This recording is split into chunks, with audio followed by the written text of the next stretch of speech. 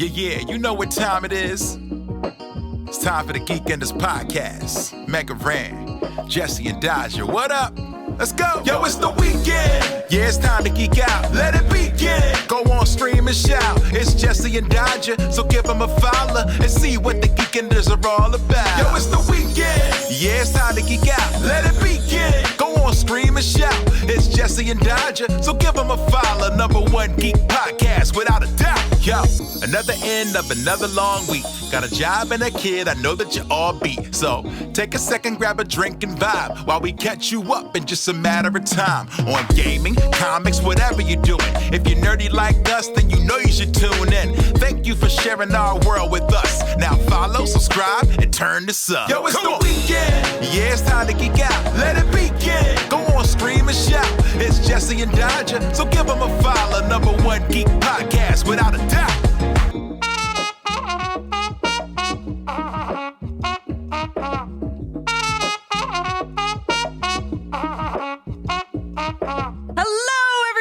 Welcome to Geekenders. Hello. Welcome to Geekenders. What are you going to do with all that junk? All that junk inside that trunk. I'm gonna get you drunk. Yep. Get you love drunk off my humps. Oh, my humps? My humps? Yep, my lovely lady lumps. Check them out. Check it out. It sucks so bad.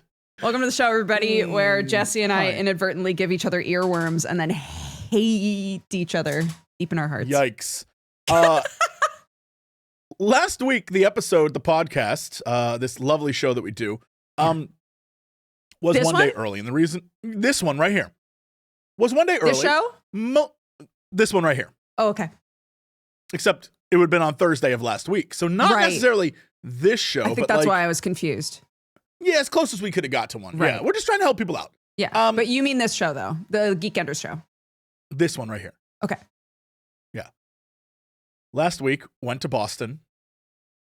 Went to go see the Witcher show, which I explained I didn't really need to do because turns out they're doing a national tour here in the U.S., but I only found that after getting tickets to Boston. Went to Boston, and by the way, the show was lovely. The entire time I was thinking, God, I should play Witcher again. Oh my God. It was great. That's a sign that the music is like so intrinsically tied in with the game, great. You know? And whoever the guy who was on the drums was going hard. Every song was like 89% more percussion than it should have been, and it was great. I was like, yeah, let's go. Anyway, while walking to the venue, which was at Emerson College, which was very, very cool, there's a park outside. And that park, it's sort of like the ass end of Boston Common, which, by the way, you and I have been to, and it might be the greatest thing I've ever done. Shout out to the best clip I'll ever have. That once again proves I was an effective teacher. That is a lovely memory for me as well, and I wasn't even really involved. It made me feel good. But that same area, they have a stage set up, and I guess, I don't know, students or musicians, or I don't know who can show up and sing and do concerts, right? So it's like 7:30. The concert I'm going to starts at 8. I'm walking down, and there is a performer doing Rolling in the Deep is playing. Now, I loves me some Adele, Rolling in the Deep. Think it's great. We could have had it all. I didn't realize how much of an earworm that song is. Yeah. Because no matter what, I'm being blasted with Witcher music. And when it ended, I was like, rolling in the deep. Gobble, gobble, gobble, geep. Like, I'm not even lyricking. I'm like, like, to the point where people are like, you gotta stop, dude. You keep doing it. And every time there'd be a long conversation, in my head it'd be like, like I must say, Adele, you got me. Earworms, when they get in there, they get in there. Even right now, I'm thinking, my lovely, I just gotta stop. It's a problem for me. What it is I have to listen to the song and then I'm free. But I also don't want to spend the time to go like, All right. Black Eyed Peas and My Fergie. humps. Like, I just don't Yeah. care that much. Yeah, I feel you. But, yeah, I may have to. I think we've talked about this a little bit before when we were talking about playlists. Forever ago, an eternity ago, when we were discussing how we do playlists. But do you, when there's a song that you enjoy listening to, not a song that's just become an earworm, but when there's a song that you're like, man, I love this song, do you put it on repeat and just listen to it over and over and over again? Yeah. Oh, yeah. This is the problem with, like, I realize that if anyone's around, I can't do this because I feel like a crazy person. But when I'm obsessed with a song, I will play it until I never want to hear it again. Yeah. Yeah. And that happens often where I'll play it like 4 days back to, like, sometimes there was one song, I can't remember what it was for the life of me, but I put it on Spotify, repeat one time. So I just repeat the same song, and I took a shower. It was the same song, and I'm in there singing along, but like, we'll do it again. Like, that happens frequently. Now, I must stress, I need to find the lady who's like, that's normal. You know what I mean? Because you can imagine being in another room and hearing some insane person sing the same song. Oh, you're 20 saying times. if you were to commit potentially multiple years of your life with the same person. I'm talking like, marriage. Yeah. You need to know that there will be no judgment on the other side. Zero judgment. Yes. Yeah. Because I think it's weird. And if you did it, I'd be like, that's stupid. That's weird. Why are you doing that? I don't think that's weird, but it's because I already normal. do it, although you do it, so. Yeah. That's the same. Like, I need to find someone who would accept that I still think it's weird, even though I'm doing it. Is there a difference if it's with the understanding that the other person probably won't be into the same song at the same time as you, and so you put it on repeat, but like with headphones on? I would never do that. I would blast it as loud as humanly possible. That's cat and behavior. Sing at the top of my voice. That's why you're a cat. Yeah. I wouldn't care. I would you're like, loudly it's my house sing too. it. Blasts music, puts on repeat. Yep. That's how I do it. I gotta have a good time. I'll be shaking my hiney. I'll be doing the Eventually whole she'll thing. love this song. Because it's a and banger. If you don't, it's a red flag if she doesn't like it, to be honest. it happens with the frequency that is jarring. Every once in a while I'll hear a song and I'll be like, oh, yo, this is so. Honestly, I know what it is. Every song that has an incredible bass line is a song that it gets in here. Yeah. And I just want to blast it over and over and over again because something about that. like a good bass line makes me want to just do shit. Yeah. And so I'm like, let's go. Love it. Big fan all the time. Yeah. There are two different types of songs, I think, for me that I get really into. And one of them is, wow, this makes me want to be productive, or like this makes me want to like move and like do something. Yes. Yeah. And the other one is, I want to just do nothing and enjoy this song over and over and over again. And they're very different vibes of song, I feel like. I think I'm kind of with you on this in that I have that bass music that makes me like, I'm going to do something. I'm going to clean my apartment. I'm going to like, right. But then there's the other type of song I like, which is the best way I can sum it up is there's two types of music I love. Okay. Intense, let's go, we're doing something music. And it's nighttime, the windows are down, I'm driving in a car music. That's it. I'm fine with like other music, and I think it's great, and I love music in general, and I don't really have a problem with any type of, like, I'm not gonna be the guy who's like, country sucks. There's some country songs I love, right? Like 100%. I love all music. I'm a big fan. But for some reason, my go-tos are, well, that's a lie. My go-tos are intense, let's go, we got stuff to do music, nighttime, windows down, driving through a city music, and 1990s rap. Of course. Yeah. You have to feed the kid that's still in there. Yeah. Somewhere deep in here. Actually, and early 2000s rap. But after a while, it kind of fades off, and I no longer know all the lyrics. But there was a time Yeah. Where I could just start rattling off songs. Mm-hmm. Yeah. Yeah, there are specific songs from my childhood that when they come, or like my teen years specifically, that when they come on, I get pumped by the fact that I know I can do every lyric. Like put on some Evanescence or a Linkin Park song. Like I'm going to be so excited, and I probably won't seek that music out on my own anymore. But if it comes on, delight. I was in the car the other day and Boys to Men came on and I was like, my God. I was doing the whole thing Incredible. in the car loudly, just like,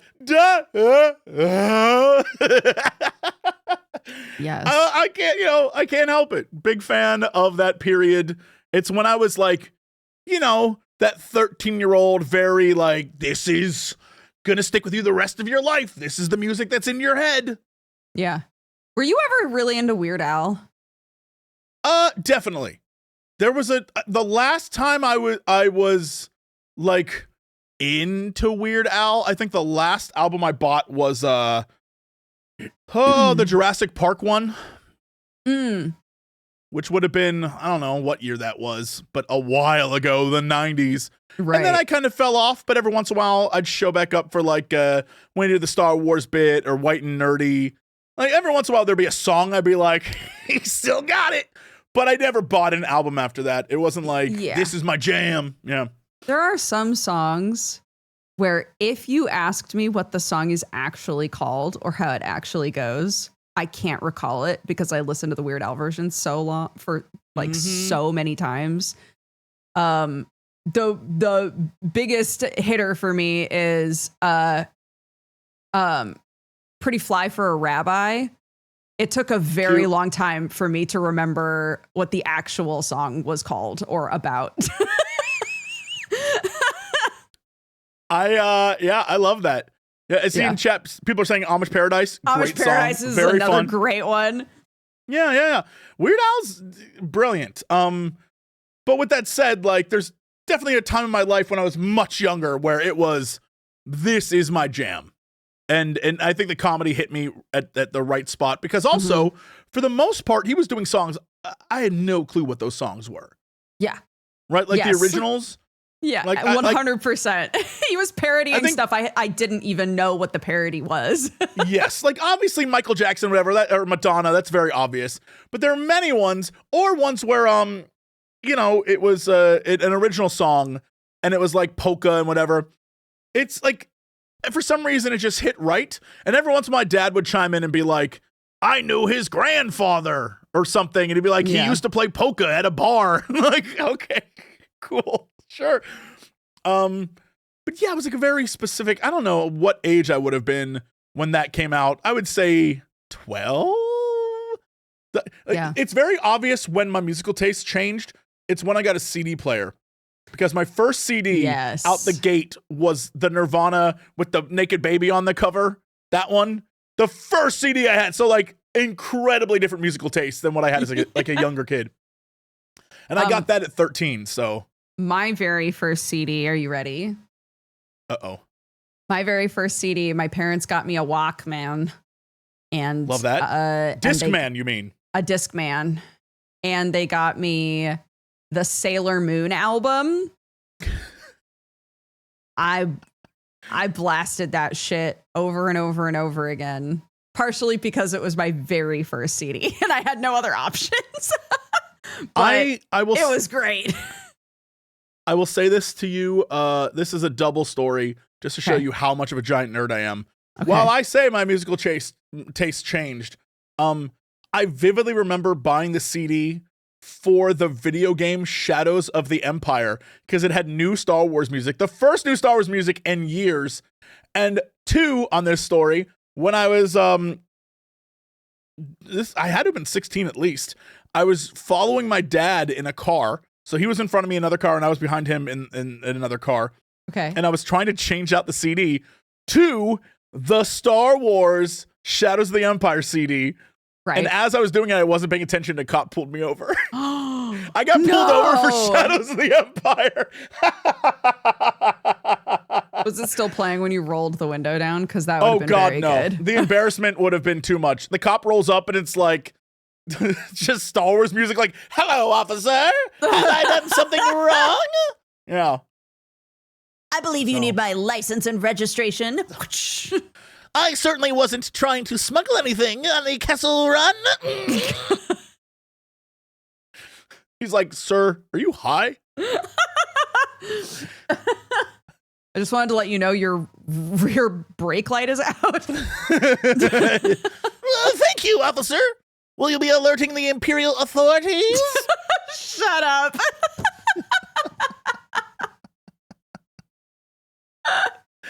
Yikes. He's like, I don't think this person should be able to drive. Maybe.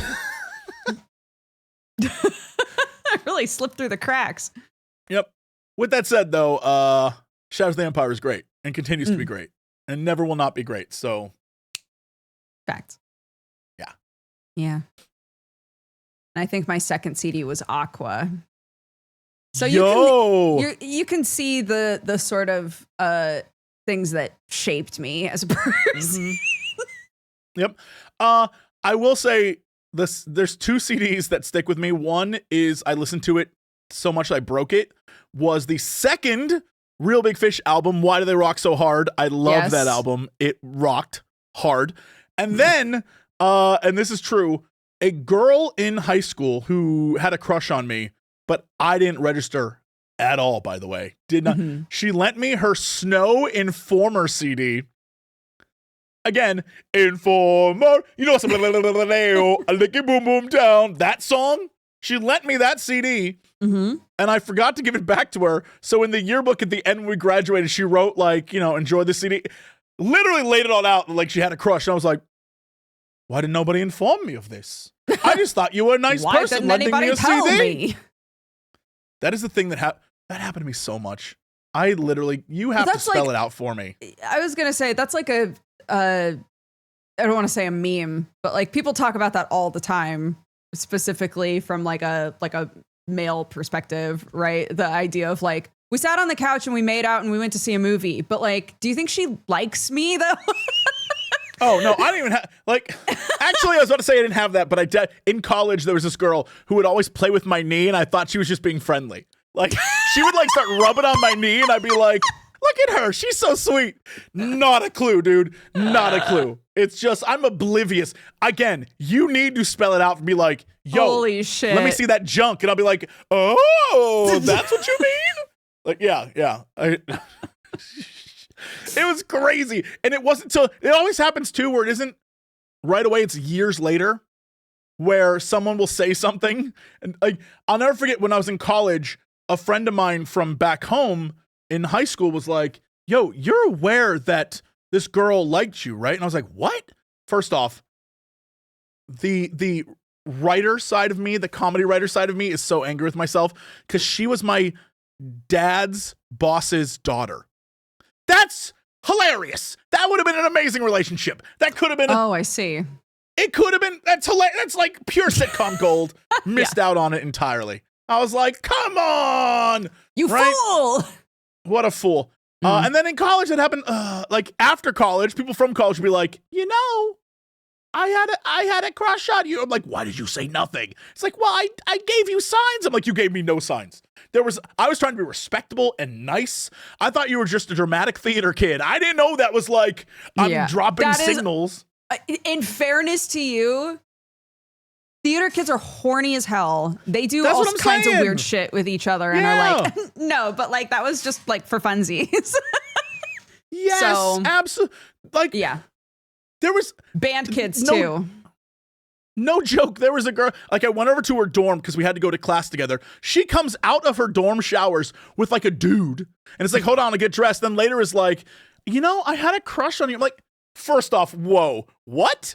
I got no signs from that. I thought you were dating this guy. I was being like real respectful. I'm not the dude who's like, I'm going to hurt some other guy. So I get like, that's not who I am. I thought we were chill. She's like, no, I was just waiting for you to make a move. I was like, what do you mean? What do you? I just can't do it. I will never be the guy who's like, yo, I know you're dating some other guy. F that guy. I say we hurt him. Like, I want to do that to anyone. That's like a dick move. I'm not that man. You need the content. You need the information, right? Yeah. Can I tell? I've told this story before, but I don't think on Geekenders. Can I tell a theater kid sexploitation story that has nothing to do with me? Baby, you know you can. Okay, so my favorite musical of all time is called The Mystery of Edwin Drood. And hold on, what is that? The Mystery of Edwin Drood? Never heard of it. Oh my gosh. So it is the Is it going to be something lame like Our Town? No. It is the book that Charles Dickens was writing when he died. Okay. And it was never finished. And so somebody at some point was like, we should turn this into a choose your own adventure musical. What? So the How does first it even half work? The first half of the play is the book as written, basically, like the general story points, right? It's about a character named Drood, who everybody loves, and he dies. And an investigator shows up to try and solve the mystery, and you know all of the normal like murder mystery archetypes are there. At the halfway point, all of the people in the audience are given a sheet, and they write down who they think the murderer is, who they think the secret investigator is, who they think the secret lovers are, who they think the bad guy is, right? Like all of this stuff. And then it gets tallied backstage, and all of the main actors learn like 16 different versions of every song, depending on what the audience has chosen. So depending on what the audience wants, they will play that out as like, yep, you got it. That's who the investigator is. That's who the, you know, et cetera, et cetera. It's very fun. It's super goofy. I would love to go see Mystery of Edwin Drood with you sometime because it's so fun. But I'm all about like weird experiment. Like you and I saw a Christmas musical retelling of Die Hard, where the narrator was the cop as a snowman. Yes! I love that kind of stuff. It's so much fun. I forgot that we went to that together. That's so fun. Yes. So the first time that I was exposed to the Mystery of Edwin Drood was in college. We were doing the show, The Mystery of Edwin Drood. And I was part of the chorus. I was not one of the main parts. And then I was also part of props and set design. So I was helping build stuff that was being used in the show.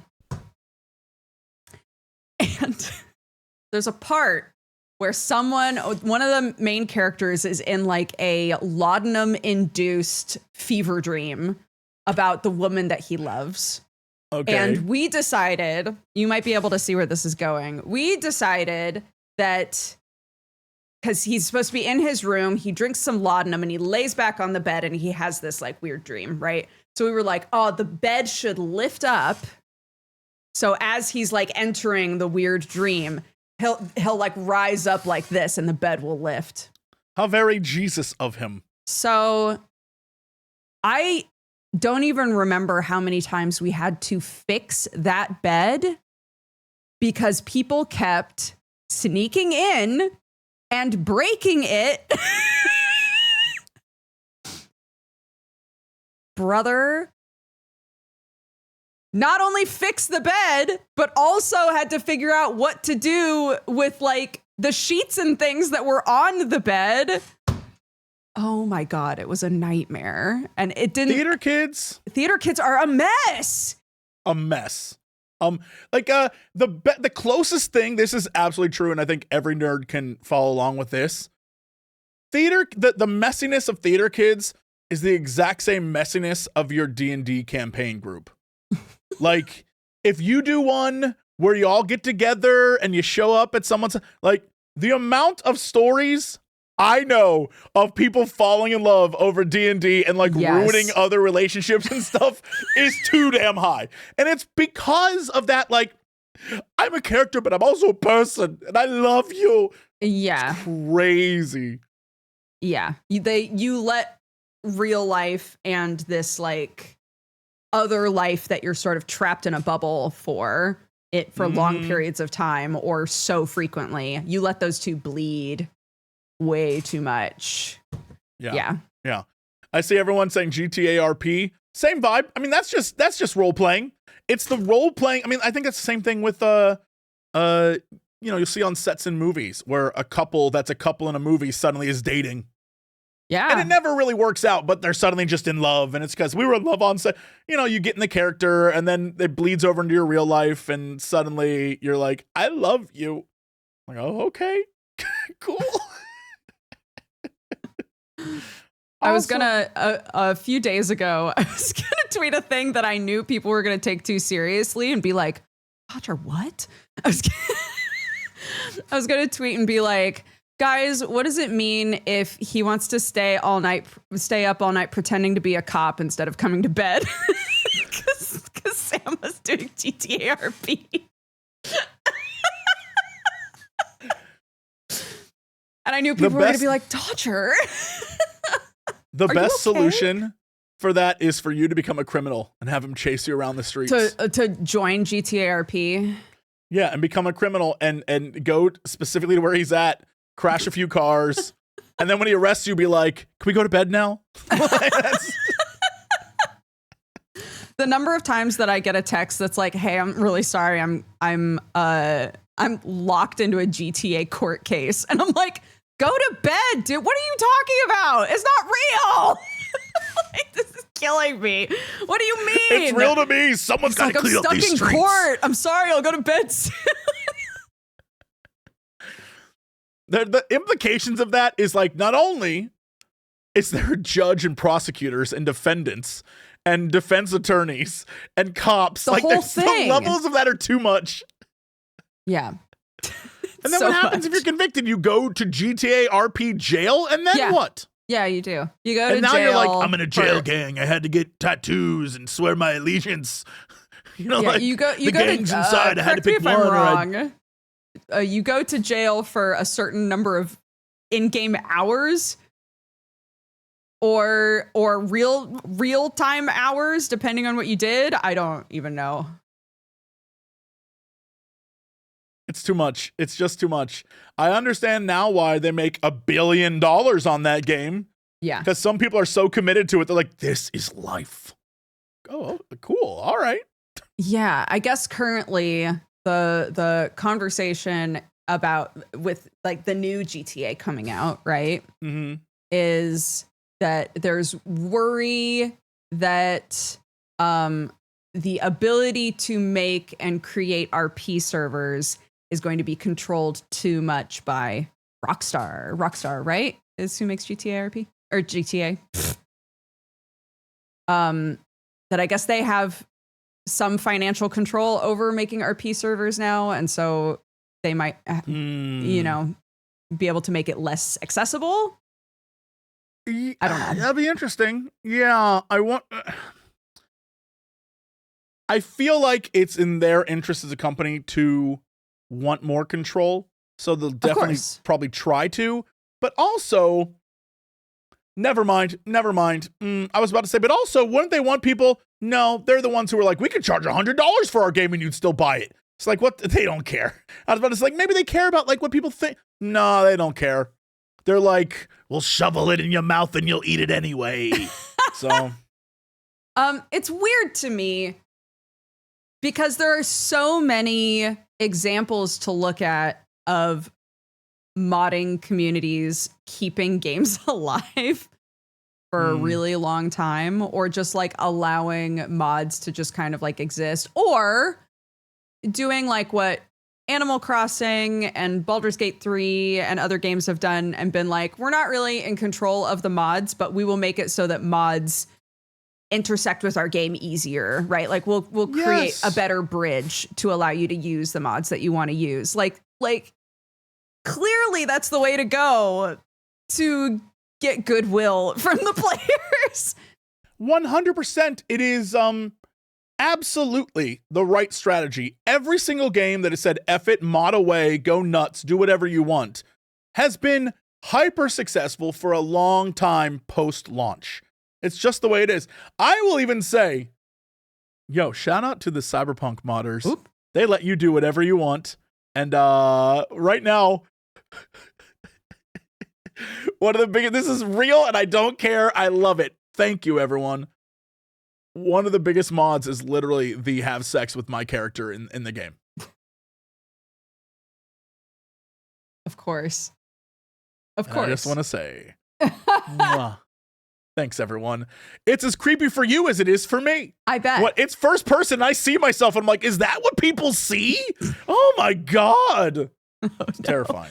To the people who are like, Animal Crossing doesn't have mods. Sorry, I should have clarified. I meant that like they encourage and created something inside of the game to allow people to clothing specifically. People can design whatever clothes they want. The system is built in there for you to just for free share your clothing designs with one another. Yeah, like you can make your own wacky, t-shirts or whatever. Yeah.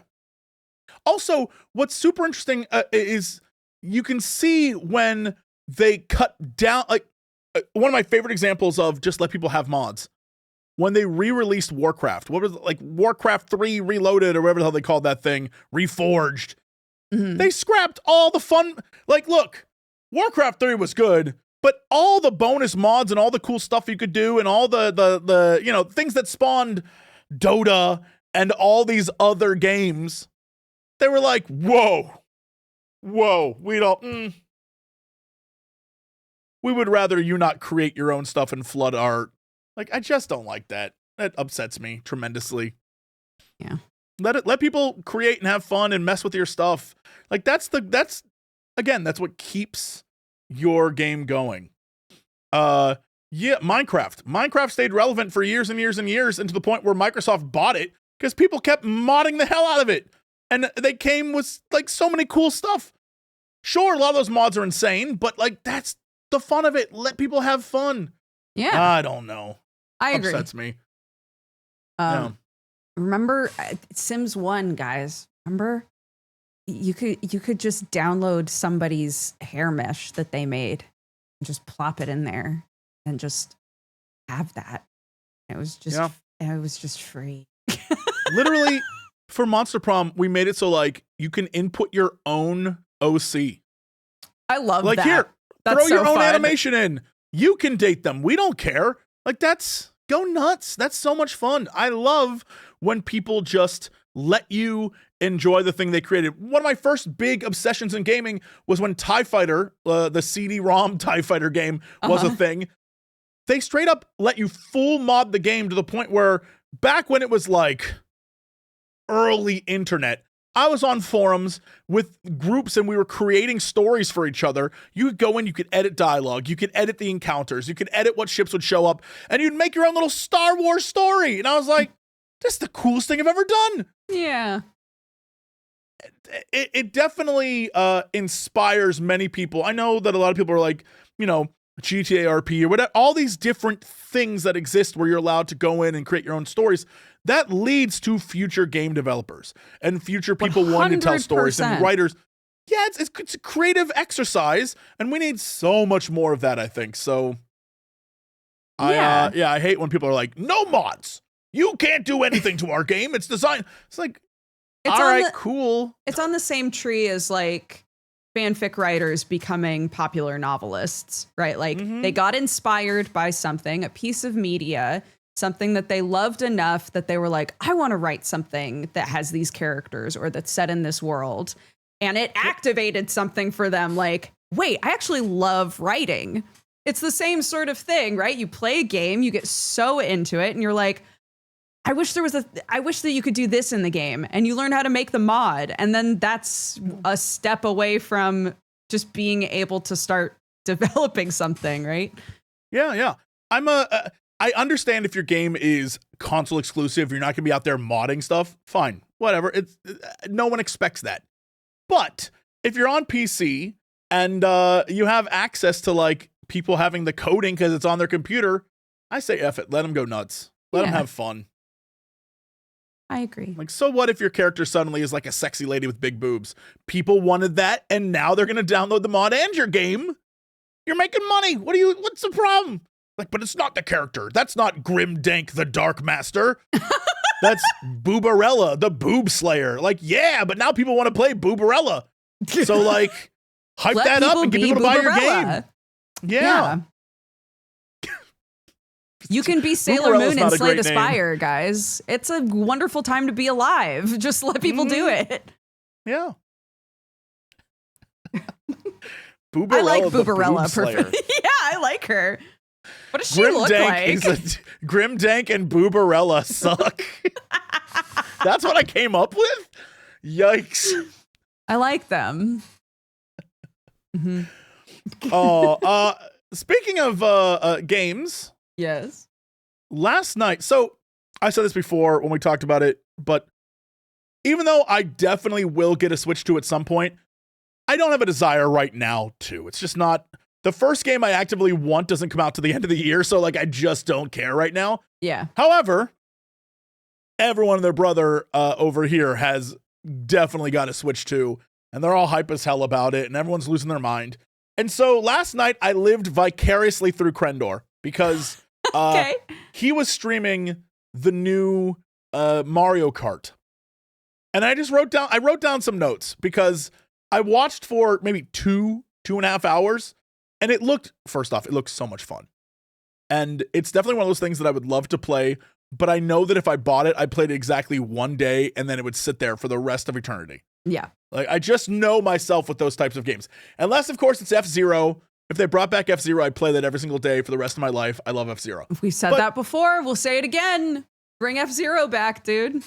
Hell yes. But it's, I watched him play, and it looked very, very cute.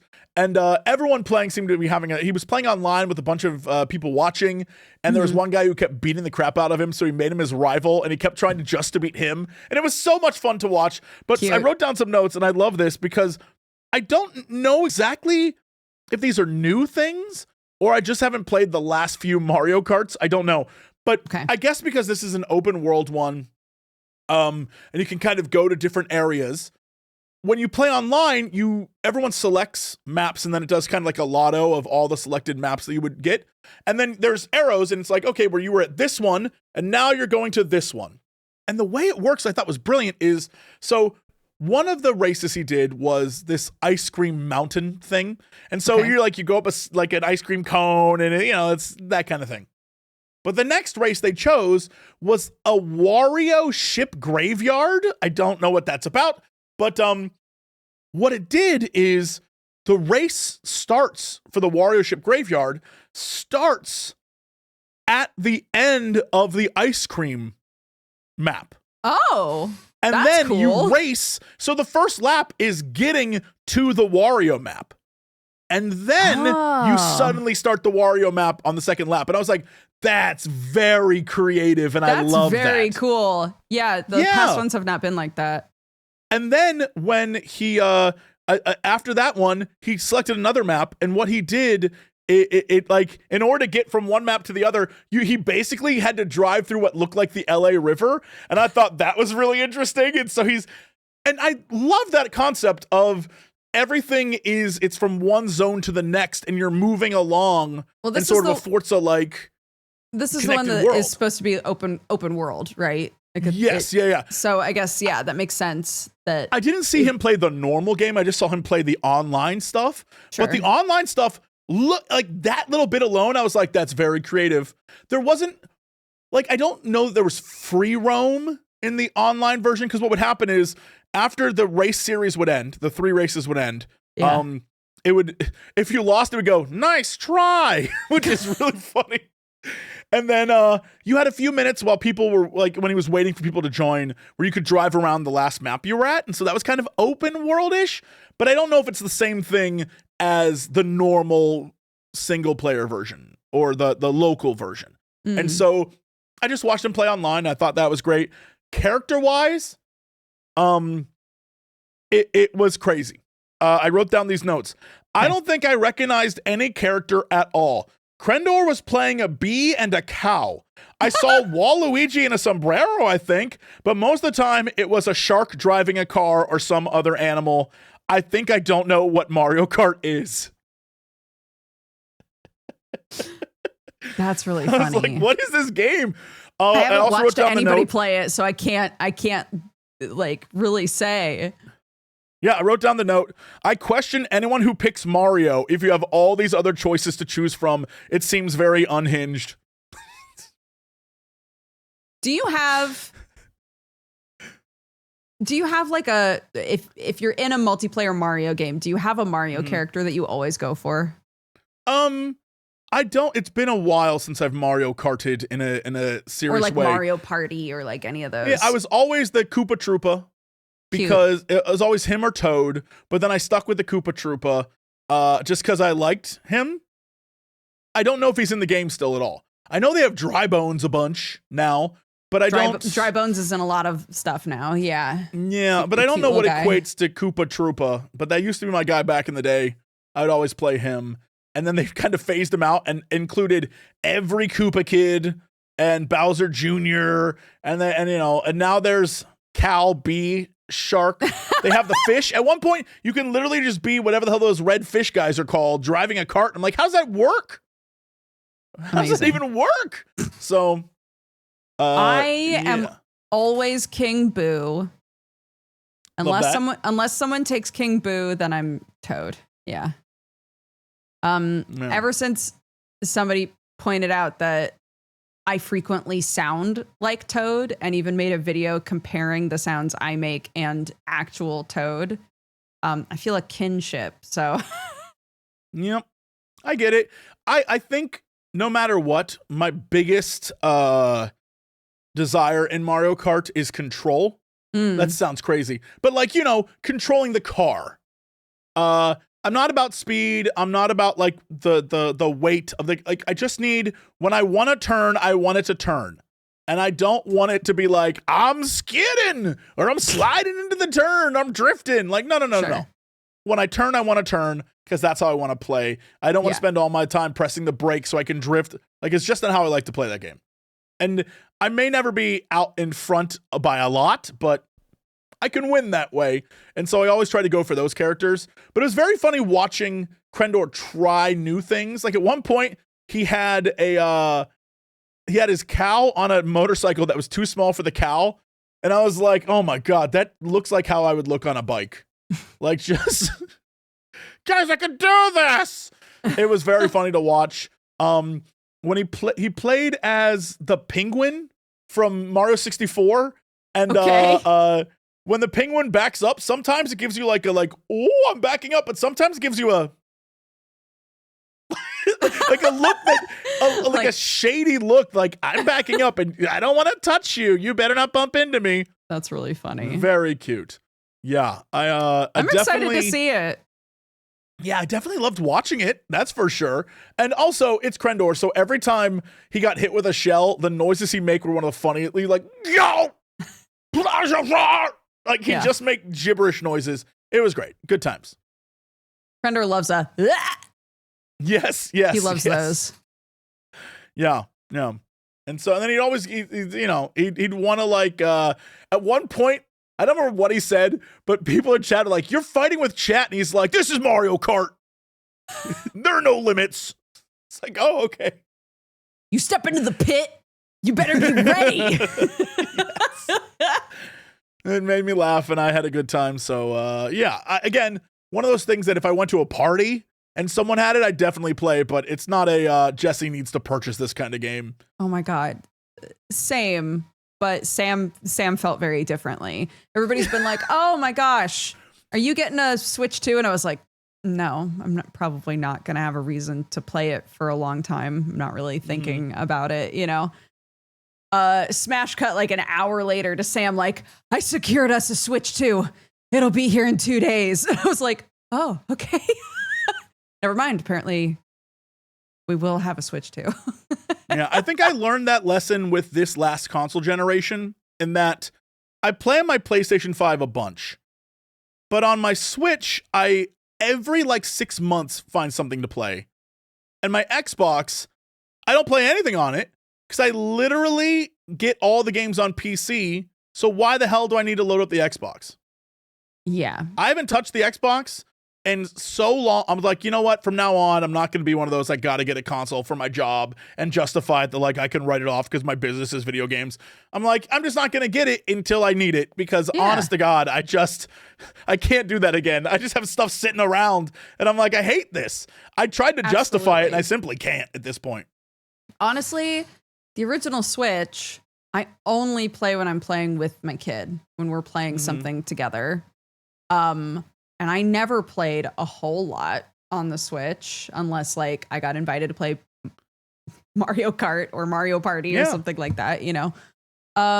So yeah, I mean, we talked about the Switch 2 a few times. And I think we were both on the same page of like, well, neither of us are like super big Nintendo heads. So it's like not a big priority to get it right away, you know? Like there will be games I want to play, but when they made the announcement, it was like coming December 2025. I was like, all right, well in December 2025, I will get on that. Right. But right now, I'm not going to buy it and then have it just sit there. It seems silly. Yeah, I would say in our house, I want probably like 90% or more of the games that are played are on PC. And then, you know, maybe 5% is on the PlayStation. I don't think either of us use the Xbox for anything. Xbox as a console makes no sense to me unless you are a strict console player. Unless you, every if you Xbox don't have game, a PC. Yeah, you can get on PC and most of them are shooters or whatever. And I'll be damned if I'm going to learn to shoot with a controller. I can't do it. I never have been able to do it. The fact that console games have to have like it auto targets the head feature just goes to show you how complicated it is to shoot on those. Those of you who have trained on them and you're awesome console shooters and you can use the controller, you're my hero. You're very good. Bless you. Alex Fossiani is one of those guys. I'll never forget, we went to some event where Destiny was there. And it was myself, Kristen, and Alex. And we were playing Destiny on a team versus a whole other team. And everyone had to use controllers. Fossiani went 32-1. He dominated. Everyone else had like 2 kills. It was hilarious. People on the other team were yelling at him. Just yelling at him. It was hilarious. I love that. So that's all I'm saying is some people are just built different, man. Yeah, if you can do it, bless. But I need the precision of a mouse and keyboard. Yeah. I have to have it. I am not enough of a shooter boy to be precise with anything other than it's entirely because of Counter-Strike. Back in the early 2000s, Counter-Strike online, being a little bastard and hiding on the other side of that ramp on dust and sniping people, or switching off with my friend and we cover each other. So someone would sit there and cover the behind. We were bastards, and I loved every moment of that. All I'm saying is that's how I grew up, and it was by shooting guys on a mouse and keyboard instead of with a controller. Mm-hmm. So, indeed. It is what it is. Well, beyond Switch stuff, what have you been playing? Well, man, this is rough. It's tough to say because this week is Game Fest. Right. Literally, after we're done today at 2 p.m. Pacific time, the actual Game Fest show starts, and then tomorrow's Play Days downtown, which I'll be at both. Well, technically it's 3 days, but I'm only going 2 because it's like I got stuff to do Monday. But it's a bunch of we're gonna get a bunch of cool stuff. I have no idea what it's gonna be. But with that said, this entire week I went to various studios and saw different things, and I can't talk about any of it. Like a great example is I can say I went to Blumhouse, which by the way was amazing as like a fan of the movies. Getting to go to the studio and see stuff and getting to play a game on a screen that I'm sure movies are previewed on, because the seats, it was great. The seats are like movie theater recliner seats. There's people in the room. They hand me a controller. I'm playing a game on a giant movie theater screen. That sounds great. Just so much fun. But I can't talk about the game at all. Like I just can't say a damn thing for a few days. Yeah, there's a bunch of things they're doing now, which I think is interesting, where I guess because technology, I will be invited to check out games on Discord, and then they'll send me a copy of the game to play while they're on Discord watching me play it. And they'll walk me through stuff and talk me through it. Oh, and then it's one of those interesting. things where it's like, after 4 days, this game will delete. I'm like, yo, like Mission Impossible? That's pretty much what's going on. And so they're doing that a lot now. If it's a company that's overseas and they can't make it to LA for play days. Sure. So I'm seeing that stuff and that, seeing a lot of those games. And then I don't know if we can get to it yet, but man, my brain just died. Next Fest is coming. Next And I Fest have is no around idea the if it's- corner. Yeah, I don't know if it's started yet or not, so I can't. It has not. Literally. Okay, good. Because I have a bunch of games that have been sent to me, which I think everyone, when Next Fest starts, will be able to play. But they sent it to me earlier under the assumption I'm going to take time to play them now, which I have no time. I'll play it when Right. Next Fest starts. Yeah. But they send you early copies. Like, you can play the demo early. Cool. I don't have time to, but so on my desktop, I have, I guess this is the year of scary games. I have like 13 demos for horror games. And I'm like, oh boy, well, we'll have to do a whole day of that. Yeah.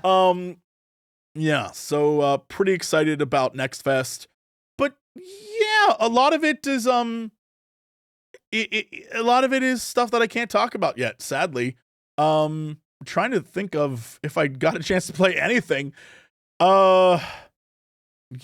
Yeah, the thing I got to play for real was, like, I haven't even gotten to play the end of Expedition 33. I'm like this close to the end, and I had to stop to go travel, and now I'm back and I'm in it. And I'm like, guys, I want to finish it. I promise you I will. I just literally don't have the time. Like, I don't even, they introduced the new Final Fantasy open world grindy area for 14. I've done exactly 2 hours of that since it came out a week ago. So that's where I'm at. I streamed Magic the Gathering card openings, pack openings. Yes. Card openings would be rough.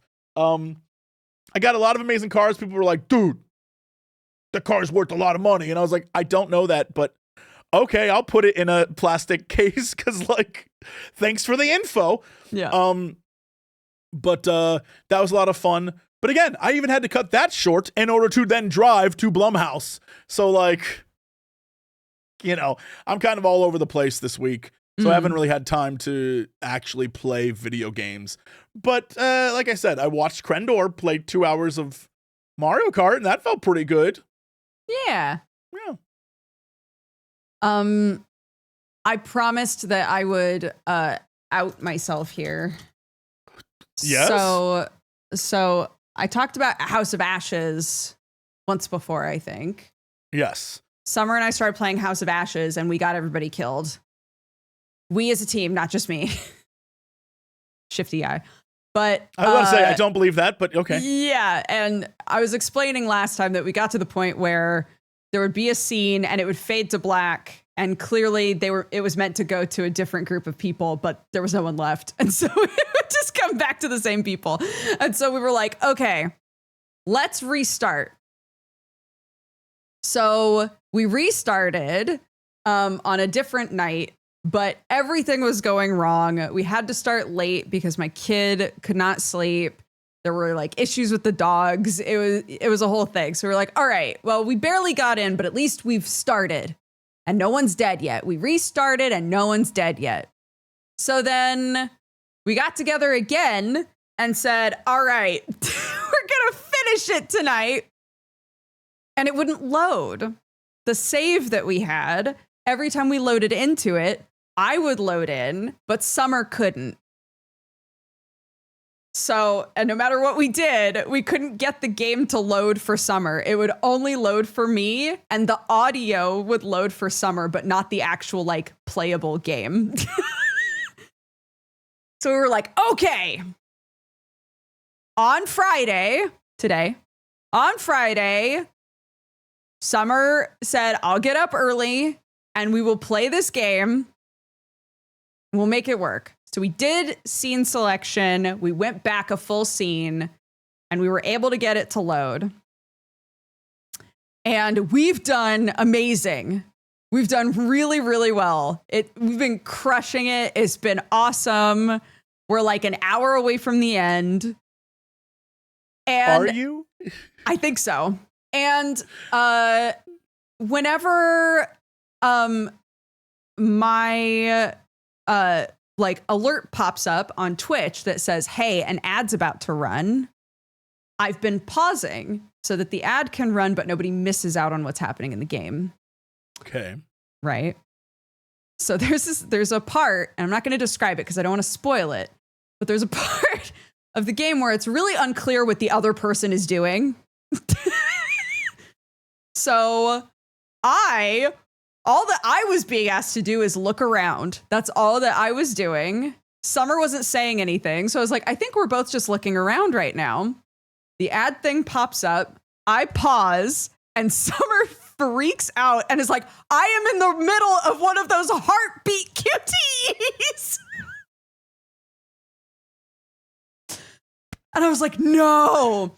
So for anybody who hasn't played these games before, there's a type of QTE where you are trying to be silent and you have to go bum, bum, bum, bum with the button along with your heartbeat to like keep your composure and keep your breathing quiet, right?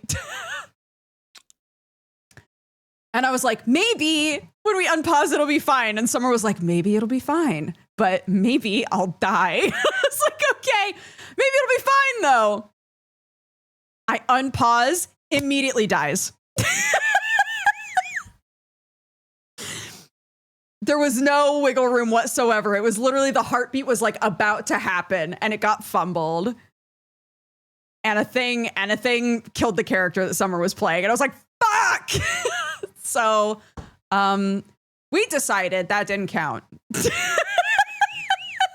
we're going to restart that chapter and do the rest of the game because that wasn't Summer's fault. And I felt very bad. And I got that character killed. Yeah, I was going to say, it definitely wasn't Summer's fault. It was entirely your fault. That was me. I did that. I misunderstood the situation. Like I can't ever complain to anyone about reloads or whatever, because when I played Baldur's Gate 3 on my like first time I'm going to get my best story version, I reloaded so much. I was like, I don't even, the very first boss fight when you're trying to get the sword from the guy, I was like, I'm not getting this sword. And I reloaded like 12 times. And that's how I started the playthrough. So I'll never be able to say like, you reloaded? I can't do it. It's hypocritical. But I will say that's hilarious. Playthrough? Yeah. It was my fault. So we're going to restart that chapter. But if anybody dies from here on out and it's not because of ads or somebody pausing, then they're dead. They're dead for real. So yeah. Apparently there's an hour left of that game. Maybe. We'll see. I will say, without spoiling it, you will think the game's over and then the game will be like, there's more game. Okay. Although I guess that depends on how many people are alive. That's also true. Yeah. So far, we've kept everybody alive. I think that you can keep that doesn't have like a scripted. I don't know. Yeah. It's hard to tell. We had everyone alive at the end, and it led to like a thing. And I don't know if that thing happens all the time or not. Like I just don't know because we never played it after that. Like a final long thing. Yeah. Okay. Okay. Interesting. Okay. Mm-hmm. To the point where I was worried. I was like, guys, are we screwed? Like, it was rough. It was a thing, all right. Okay. Yeah. Interesting. Okay. Yeah. That's where we're at with House of Ashes. And Summer was like, I want you to know that I love you, but I am not restarting this fucking game again. So this is it. This is my last shot at finishing this stupid game. But other than that, I finally played Fantasy Life, which is very cute. Have you played any of that yet at all? Have I started or played any of it? No. So there's a game called Fantasy Life I. My real life is a fantasy. There's a game called Fantasy Life I, The Girl Who Steals Time. And a bunch of people who really enjoy like cute, cozy RPGs and like, like farmy type games and things like that have said that it is insanely addictive. And the concept of it is it's an isekai. So you're part of a team of archaeologists and you stumbled onto this island and of course the leader of the archaeologist group is like, we're the first ones to ever discover this island. We should name it. And I was like, are we sure there's no one on this island? Are we sure? Anyways, we get transported to like another world of this island. The game essentially is just like you're in a fantasy world and you have a bunch of options of professions that you can learn. And that's it. It's kind of like playing Final Fantasy 14. I kept thinking that while I was playing because there's like gatherer classes, there's hunter and combat classes, and then there's like crafting classes basically. So you can learn how to chop wood, you can learn how to mine for materials, you can learn how to go fishing, but you can also learn how to cook and how to make XYZ thing. You can be Is different. This single player or yes. Well, I think you can co-op it. Wait a sec. You might be able to co-op it. So you could play with friends sure. and each of you like take on different things and probably make it go faster. Maybe. Interesting. It has online co-op. Okay. Oh, I think I remember this now. There's online co-op, but you can't do story quests while in co-op. So you can't like do the story together. You can just play together and like get materials and stuff. Sure. I think That's like it's one of those limiting factors. Like I guess there's like net code and things you have to think about, but sure. It reminds me of like why for Elden Ring, why even include multiplayer if it's going to be like, well, you can only do it sometimes. And every time you enter a new area, you have to bring the person back. And it's like, what? Why even include that? It's be such a pain in the ass. Yeah. Yeah. But it's really cute. It's really cute. It's very satisfying to play. All of the NPCs, like every character that you meet, again, kind of like in 14, every class, every profession that you can get into has its own NPCs with its own storyline going on, right? If you want to just like speed through the beginning of each profession, so you can't just spam and like take on every single profession. You take it on and then you have to reach kind of like, you start at level 0, let's say. You have to get to level 1 of that profession before you can go back and be like, I also want to learn how to do this. So if you don't really give a shit about like the individual stories of each profession, the game does say like, do you want to skip the first quest and just like be level 1 and then take another profession? Are you just trying to like collect all of the professions basically? And I kept thinking, oh, that's nice. I could just like grab all of them and not have to do like the starting, tutorial quest. But then I felt bad because the NPCs are all so cute. I was like, but then I won't know who my main NPCs are for this profession. I need to know who they are. So sometimes I worry about you. But it's really cute. I was watching Kiwo play it. And Kiwo was like, this is one of those games where you get to a certain point in it and you're like, why is there so much to do in this game? Like, it's one of those games where it feels really simple and then it feels like there's just more and more and more that you can do, Sure. Which can be a blessing or a curse. I mean, that's the sign of like a really good encompassing RPG. There's a lot to do. And, a lot of the time, sometimes, depending on what kind of player you are, you're like, it's not stuff I want to do. But, if you're role playing and you're immersing yourself in that kind of world, then yeah, you want to have wacky little things to get caught up in, especially if you're a sucker for like cute, which is what this game is. It's hyper cute. It's very cute. Yeah. Another game that I played in early access, I played the demo, I played it in early access and then said, okay, I'm done with it until it like actually comes out, is Trash Goblin.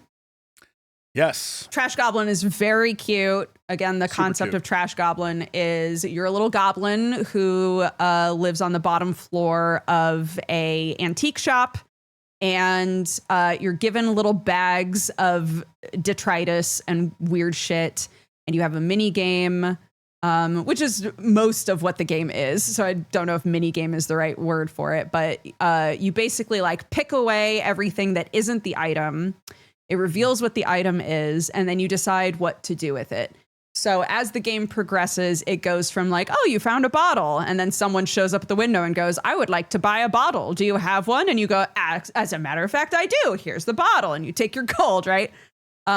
It expands to become like, I really want a jug, but it has to have all of the pieces. And you go, oh, okay. So I need the body of the jug, and I need the handle of the jug, and I need the top of the jug. Have I found all of those 3 pieces? And then you need to put them all together and make sure that it's clean. You know, like it gives you more and more to do. So when I was playing it in early access, we had talked about how the game has the potential to get repetitive. It felt like the day-night cycle wasn't really necessary. And I was curious whether or not they were going to expand on what you can do in the game. Sure. So they have. Generally, it's the same as before, but there's a lot more going on now. So first off, the character who like runs the antique shop, Eamon. Eamon has like a whole story going on. Like they are really into just finding weird antiques to put in the shop, but clearly don't have a good gauge on like whether or not shit is, I don't know, haunted. Right? So they bring like suspicious shit into the shop all the time, and it has repercussions, but sometimes you're not sure what the repercussions are right away. They cleaned up the quest system where it was in early access, there were clearly like human stranger and then characters that actually had names and stories and would keep coming back and like building on their story. So named characters you can now dismiss. So if they show up and say, I really need this thing, you can say, cool, I'll call you when it's ready. And they go into a quest list. So much better, because before they would just sit there. They'd just sit there and wait for you to be done. And you'd be like, well, I don't want to tell them to leave because I have no way to know when they're going to come back or get them back here, you know? Is it ready? Is it ready yet? Is it ready yet? Please? Yeah, I get it. This is It's another like game. Conan. This is another game where the NPCs are so good. They all have so much personality. They're so funny. Very, very cute. And then I think the biggest thing, which I actually have not experienced yet because it hasn't worked out, but the biggest thing is you can leave the shop. So eventually there is a market in town there's like a circus going on, and Eamon is like, I need you to go to the circus and find one of these weird suspicious things that I brought in has a bunch of runes and I can't read them. So can you, next time there's a market day, can you go and find someone at the circus who can read runes? Because I'm pretty sure somebody there will be able to. Okay. And you're given, the day-night cycle finally comes into effect, kind of, because you have a little calendar, and each day it'll show whether or not it's a market day. And you can make the choice of like, do I want to go to the market, bring some of the stuff I've made, and meet some other characters? So it's definitely expanded on what the game was in early access. I've been pleasantly surprised. I think the way that the world feels more fleshed out, and it feels like the gameplay is a bit tighter and easier to interact with. Yeah, I think it's really good. And you can like decorate your little bed and your little hovel and stuff, and it's cute. This is why early access is a double-edged sword, because this is one of those things where if you had picked up the game in early access, yes, you're helping fund the game's development and you're giving the devs time to like get to this point. But at the same time, your first initial experience, unless you're really charmed by the game, is not the final version, and things will change. And if you don't like it, you're leaving before it has a chance to actually get you. And I think that's, based on what you told me before and what you tell me now, it seems like they added so much more to this game to make it actually a fleshed out, complete game. And which is what you want. Okay, Yeah, I'm like, okay, I'll check this out now. Before you talked to it and talked to me about it, and I was like, all right, you know, it was like, all right, that sounds cute. I don't know if it's a Jesse game, but now I'm like, okay, there's something here. This could be fun. Mm-hmm. Yeah, I think that it's what I was hoping its final iteration would be. Cool. Very cool. The only other game I think that I would want to talk about is Deck of Haunts, which is a game that I talked about during a Next Fest because I played the demo for it. Yes. Is it Deck of Many Haunts? I think it's just Deck of Haunts. Deck of Haunts? Deck of Haunts. No, yeah. Right. Yes. So Deck of Haunts is the game where you are playing as a haunted house, and the deck represents during the day. The deck is rooms and add-ons to the house, and during the night, the deck is things to do to trespassers. So essentially, you're one of those creepy haunted houses that has like a living aspect to it. You're some sort of monster house. You're a monster house, yeah. So there is a room in the house that has a giant heart in it. And your goal, you have two goals. Your goals as the haunted house are to kill and absorb the life essence of humans to sustain yourself, and to keep people from reaching the heart. If they get to your heart room, you take damage. So at the start of the game, I'm sure that there are ways to expand on this. Maybe, I don't know. I haven't gotten to a point where I've been able to yet. But at the start of the game, you have 8 health as the house. So 8 people can go into the room and see the heart before you die. But what happens is more and more and more people show up into the house. You can decide, depending on how you've built your deck and what starter deck you have, you can decide if you want to attack them physically or mentally. The benefit of attacking them mentally is there are actually a lot of benefits to attacking them mentally the more that I thought about it. You can attack them mentally and they will essentially like lose any desire to continue. They behave as though dead, aside from 2 things. First being that after you've attacked someone mentally, you can continue to attack them physically and get double the life essence from them, basically.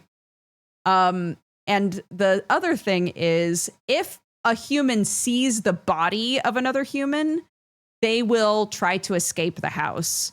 And the more people that escape the house, the harder the stronger the humans will be that show up, because basically investigators will start showing up, cops will start showing up, like people who have more tools to use against you.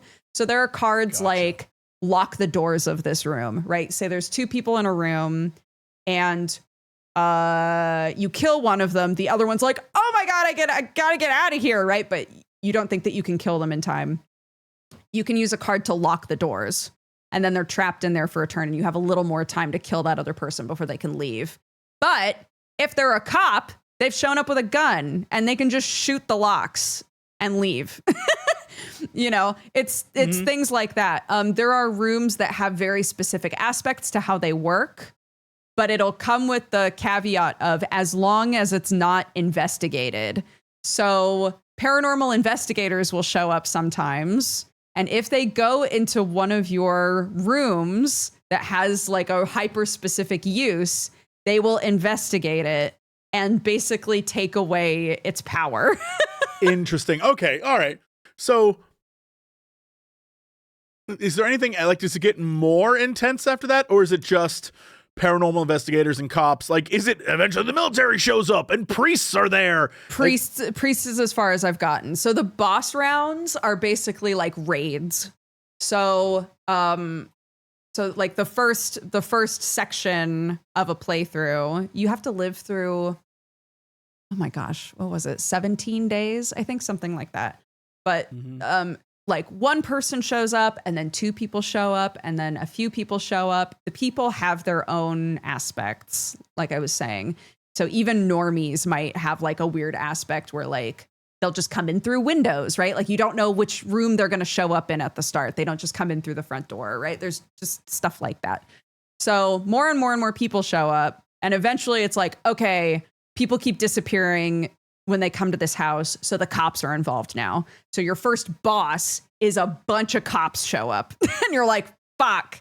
So you have to deal with all of the cops. The second boss is a bunch of priests show up, and the priests are really good at keeping each other and other humans alive because they provide like mental fortitude, basically. Gotcha. Right. Through the power of Christ. Right. By, no, I get by it. the power of Christ. Obviously. Right. Yeah, it's stuff like that. So I honestly think like the most fun part of this game isn't killing people, although I named everybody after my friends, and so that was really fun. Like Crendor showed up and he had like a hearty sort of aspect to him where it was like, it's really hard to kill this guy. He can only take so much damage at a time because he's built like a brick shit house. And I was like, classic Crendor, you know, the gym really putting in work for him. Anyways, so I actually really like the day cycle a lot because you can move the rooms around, you can add on new rooms, you can make rooms bigger, you can make rooms smaller, and you can try to turn the house into kind of a maze if you have enough of like the currency built up from killing people, you know? Right. Yeah. For the record, I just want to say on the last Cox and Crendor, I learned that Crendor hurt his knee while walking. So everything you just said to me sounds so like buff. Nonsense. He's so buff. So buff. He's so tough, that guy. He's such a thick man, Crendor. Oh, buddy. Oh, no. My dad dislocated his rib while laughing. So sometimes, sometimes life I sprained my ankle while sleeping. Yeah. I woke up and was like, what happened? Look, everyone's going to get there. All you young 20-somethings, good luck, assholes. You're going to start falling apart and I'll be there to watch. Yeah. Can't wait. But yeah, I think those are, for the most part, I finally finished Proverbs. I don't know if you remember me talking about Proverbs, that like Minesweeper build a painting. I was game. actually having a conversation with a game dev about game creation and the process of doing it. And I don't want to spoil it, but when you and I were brainstorming games, we were talking about what kind of game we would love to make. And you said, I want to make a Minesweeper game. And I think about that. I think about that all the time because I literally it is was so talking about you-coded. it with somebody. I was talking about it with somebody else just the other day. I want to make a Minesweeper game so bad. Yeah, the idea we had, and I don't want to spoil it, I love because it captures what I'm interested in as well. Yeah. And so, you know, Minesweeper plus something that Jesse likes. Yeah. You can piece it together, internet. You'll figure it out. Yeah. Yeah. Maybe one day. Maybe one day. I believe in crossed. us.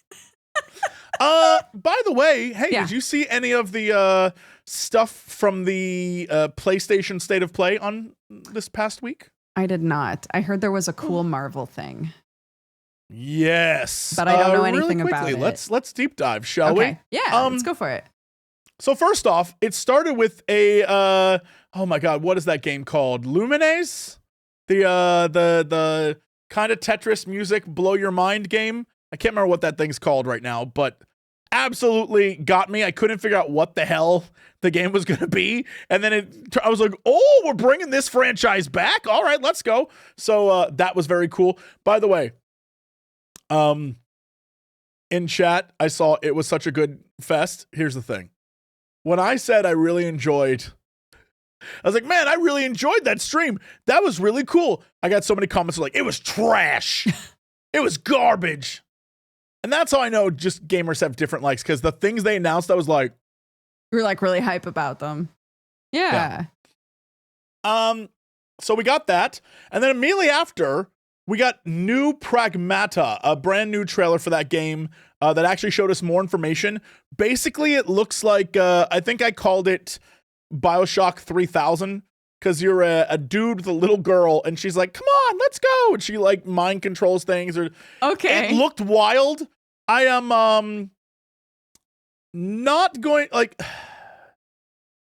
I don't like the fact that like they made this little like I don't know how to describe it. She looks like Megan. She has like a Megan. This little girl has like a Megan quality to her. Yeah. And I'm already like from the horror movie Megan. Yes. Yeah. Okay. It seems I can't tell if the game is horror based or not.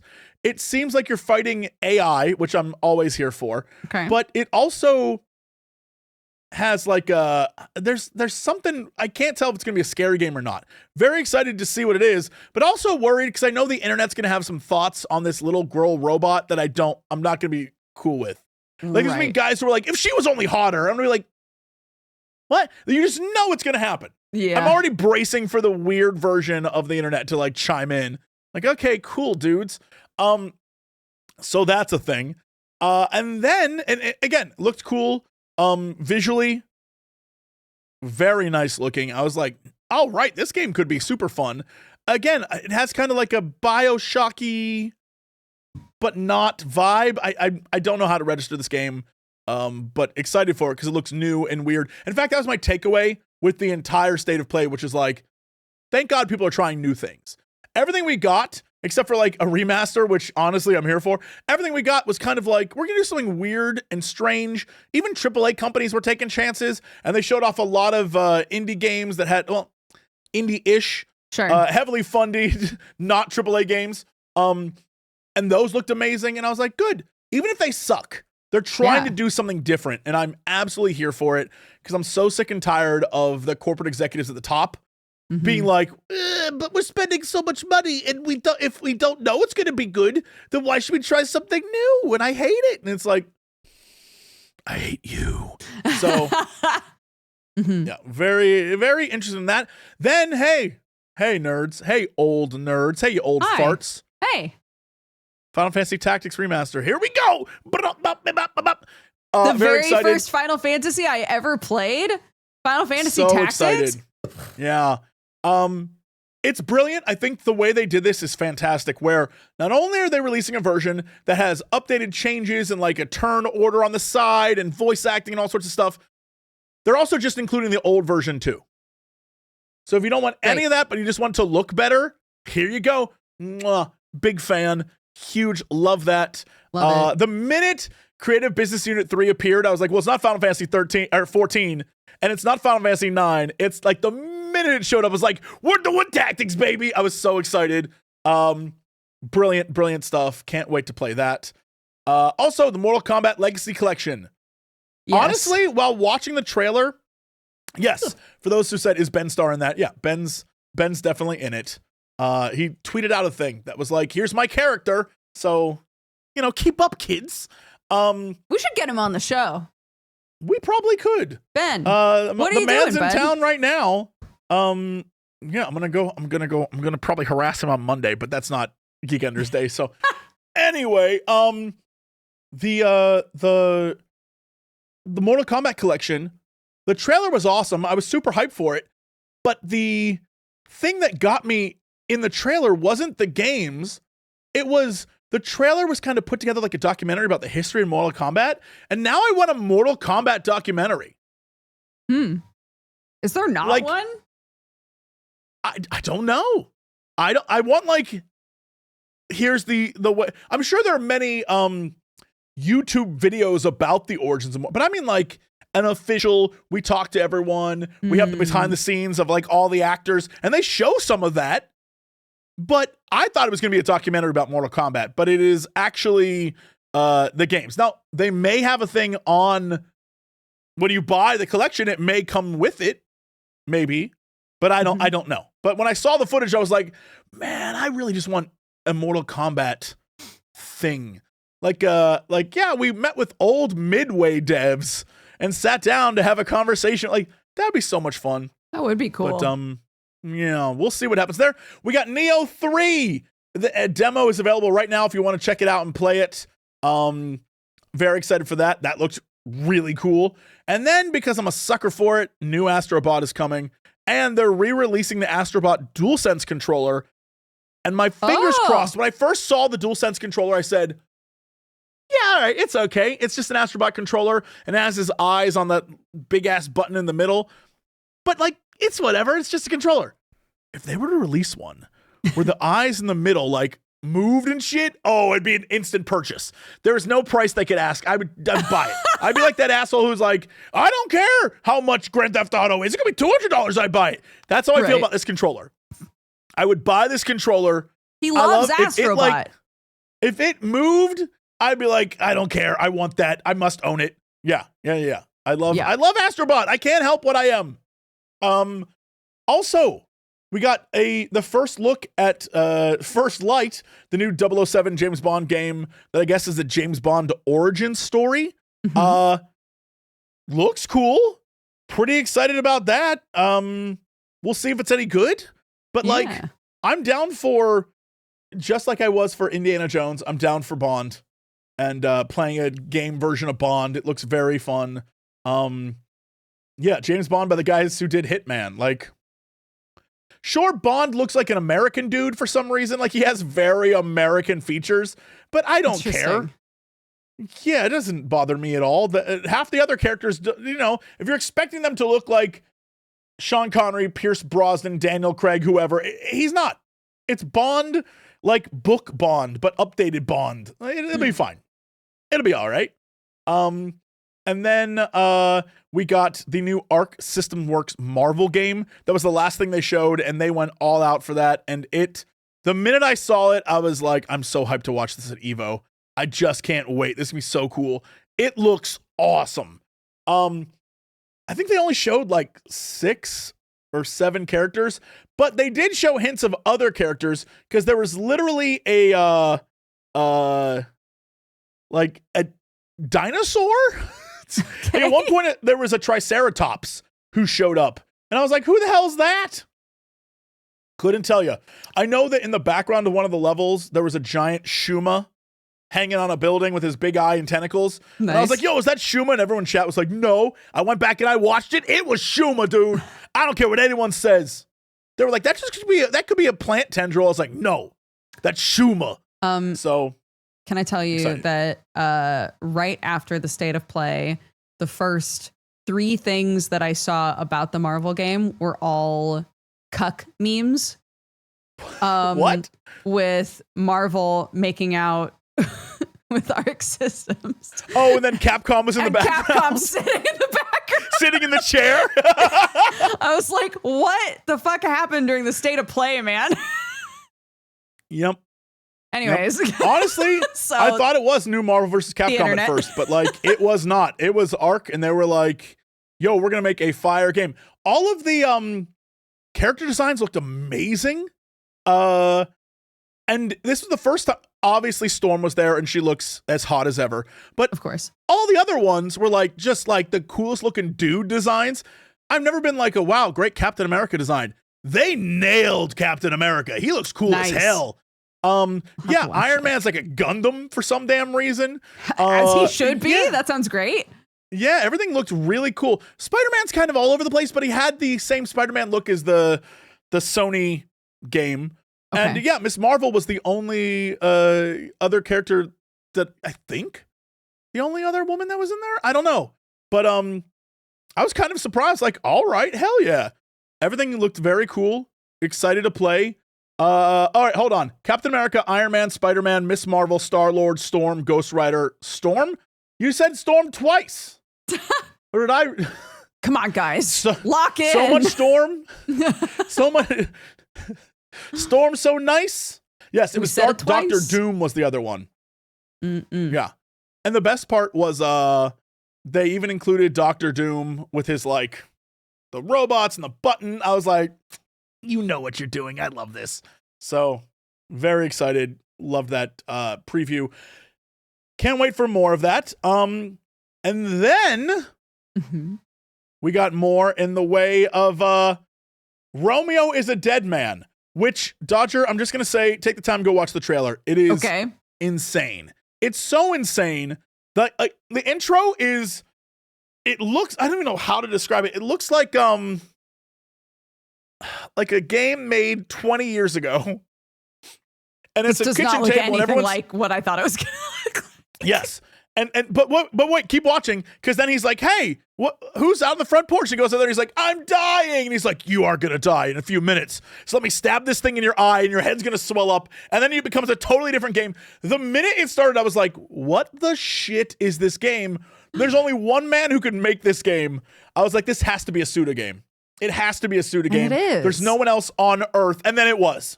I was like, well, of course it is. There's no one else who will ever possibly do something like this. And I love that. I love that about it. I love how I immediately was like, yep, I know exactly who this is. And frankly, shout out to all the devs that fall into that range, right? Like, you know, if you're going to get a Deadly Premonition style game or like a weird, in this case, Romeo Dead Man, whatever that is, Romeo's a Dead Man game, or you're going to get like a weird, Death Stranding game. Like, there are very clearly some Japanese devs that are just like, we know we're the weird one. We're going to do our weird thing, and that's what we do. That's what people want from us, so we'll just go weird. Go big, go weird. Yeah. Yep. And I like even Yokotaro, I love that idea of people just saying, screw it, we're gonna make our thing. I'm obsessed with that. Yeah. Yeah, because there's a creative aspect to it. And yes, sometimes the games suck. They just do. But they take a chance and they do something creative, and I'm obsessed with that. It is truly like a creative process. So bless. This game looks insane, and I am absolutely gonna try it out. And again, some of the Suda games are bad, like just straight up bad, but they're never not compelling. You're like, what the hell am I doing right now? Yeah. Sometimes a game, you just keep playing it out of pure confusion. Yep. Yeah. Then we got Bloodstained. The next Bloodstained game is coming out in 2026.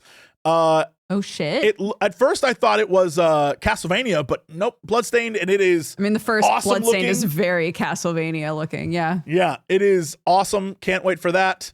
And then the big one, I think, for me, the one that got me and hype as hell, was we got a deep look at Silent Hill F.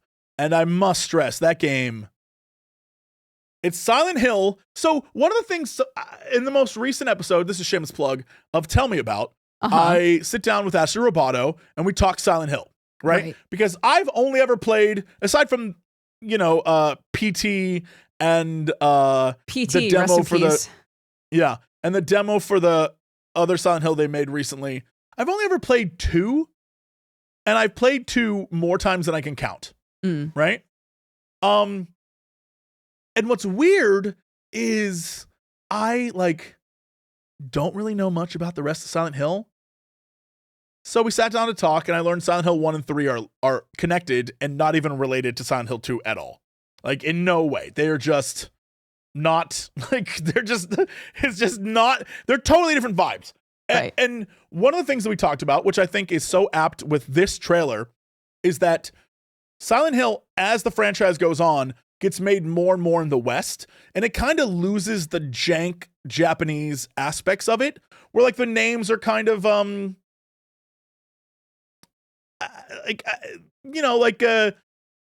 Chance Dravis, Clancy Javis, that kind of stuff. It's not there anymore, and it slowly fades away. So the fact that this new one is Japanese dev team, the lead writer is like a visual novel guy, I think. Hell yeah. And it's like this, everything about it seems super crazy, but it takes place in the 1960s in Japan and is terrifying. Like, genuinely, you're not going to get guns. That's not happening.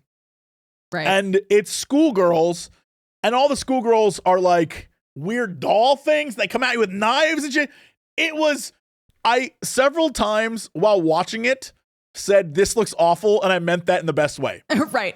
Affectionate. Yeah. Yeah, I was like, this is terrible. I hate this so much, only because it looked awesome, like so grotesque and terrible. And after it was done, I was like, dear SGS, we must play this immediately. Just so cool looking. I have no idea what the story's going to be. I don't know if it'll even connect to the other games. I have no idea how it would connect because it's Silent Hill, but not. Sure. Couldn't Do we tell know when it's coming out? Do we have any idea? Yikes. Great question. Hold on. Video Game Chronicle. Help me out. September 2025. Yeah. Okay. If you want to get creeped out, go watch the trailer. It is supremely creepy. Silent Hill F is the name of this Silent Hill game. Yes. Written by Ryokishi07, a writer best known for their Japanese visual novels focusing on murder mystery, psychological, and supernatural horror. While his story is completely standalone from the rest of Silent Hill series, he says there will be Easter eggs for fans to spot. Shout out to Video Game Chronicle once again, coming in strong for me. Perfect. Yep. So that is very cool. And there was a lot of other things included as well. Just to go, another shameless plug. I did a reaction. It's on the YouTube channel right now. Enjoy. Go watch. Well, and then I reacted to the Witcher 4 Unreal event they had. That was very cool. It made me so excited for Witcher 4. However, don't get too excited. That game is years away. Yeah, that's the thing with a game like that is like, yeah, it looks gorgeous. Can't wait to play it in a few years. I'm always reminded of the time I came on Co-optional Podcast and said, man, at E3, I got to play Witcher 3 and do this Witcher 3 thing. And man, that was so cool. And that was like alpha footage and it didn't come out for another few years. And I was like, it could have been ready right then. No, it was, no. So yeah, it'll be a while, but that looked very cool as well. So that's there. But yeah, that's what we got this week. And we're going to get more this weekend, I'm sure. Literally hours from now, we'll get... So they did a Ghost of Yotai thing, and it was literally a teaser for like, watch on Friday. So yeah. We'll get more, for sure. I will make an effort, because the Cozy Games show, I think, is happening today at some point. I will make an effort to watch one or two like showcase things before next Geekenders so that I can I feel like next Geekenders will have a lot to talk about. You're gonna show up next week and be like, here's all the shit, and I'll be like, that sounds really nice. I already have notes of things I've already played to bring up next week. I'm like, I'm ready. Oh God, because you can't talk about them yet. Stuff to talk about. Yeah. There's a lot of stuff coming that's really cool. So we will see. Yeah. Is there any other like news type stuff that we wanted to talk about yes, today? there is. Yes, some fun news. Like I said, obviously Game Fest starts later this week and Playday starts this weekend. So like I just said, we'll talk next week about all the things I see and the things Dodger finds. And because, there'll be so many different games shown off and I'm sure we'll resonate with different ones. So that will be fun. On this topic, we saw all sorts of announcements for the state of play and the things that are happening. But you'll notice no Ubisoft Forward. For the first time since they started doing them after the fall of E3, they will not be hosting an event this year. Mostly because Ubisoft can't seem to do anything right these days. And many of their games allegedly are delayed. And their big Assassin's Creed release is behind them, along with this thing with Tencent they're doing now. So Far Cry, Rainbow Six, and AC for going forward is going to be part of like a Tencent Ubisoft alliance or something. So really, they're kind of all over the place right now. Again, like everything recently, I absolutely blame the people at the top. I don't think the devs have much to say about any of it. They just do their job. It's definitely the executives, the corpos, if you will, at the top that just like at EA. A thing came out this week at EA that I'm going to say it's an apocryphal. What did I just apocryphal? Apocryphal. Thank you. Apocryphal. Couldn't get it out. Tale, but it's been passed around a bunch this week that when talking about Dragon Age, in the production of Dragon Age and all those games and BioWorks games, the EA executives were like, yeah, just shovel some slop to the nerds. The geeks will buy them. So they weren't really concerned about, and this was years and years. They were like, people will buy Dragon Age games. That's just what they'll do. Or they'll buy, Mass Effect. It doesn't have to be great. Just get it done. Which sounds accurate. But again, sad, we don't, that's all behind the scenes talk. We don't really know. So we'll just say it sounds like it could be real, but that also just says, a lot about what we already know about the top brass at EA, which is, again, we got to stop hiring, business guys to run creative industries. It just doesn't make any sense. I don't get it. Yeah. Also, what did I just do? Oh, what did you do? Sorry, I clicked the wrong thing. This week, like I said, I went to Blumhouse, and that's very cool. But we got word that they are now in the process of making a horror film based on the game Phasmophobia, which, honestly, of all the things, since the game's kind of whatever you make it, I imagine the movie will literally just be 4 people go into a haunted house and stuff goes apeshit, Like, it doesn't have to be a lot, because every game of Phasmophobia is loosely based on Phasmophobia. So it isn't like you know what I mean? It's kind of give you whatever you want. So we'll get something from them in the future. And Blumhouse is great at making horror movies. They are killing it so far. So more of that in the future. Again, we saw I mentioned this, The Witcher 4 preview running at 60 FPS on with ray tracing on a PS5. It looked amazing, but I must stress, it's not a real game. It is literally just a tech demo. There's parts where they're like, it's weird because it's still had the same vibe as E3 where it's like, we're going to play the game. Are you ready? Here's the controller. But then as they're playing the game, it like zooms in on a horse's muscle movements. You're like, that's not the game. Yeah. Like weird vibe. But with that said, it was gorgeous and I'm hyped for everything coming with that. Siri looked awesome. Shout out to that clown who was, I said Siri looked awesome and my phone was like, huh? Yes, you need me. Yeah, shout out to the dude who was like, they changed Siri and she looks like a man. Like, good job, clown. Live your life.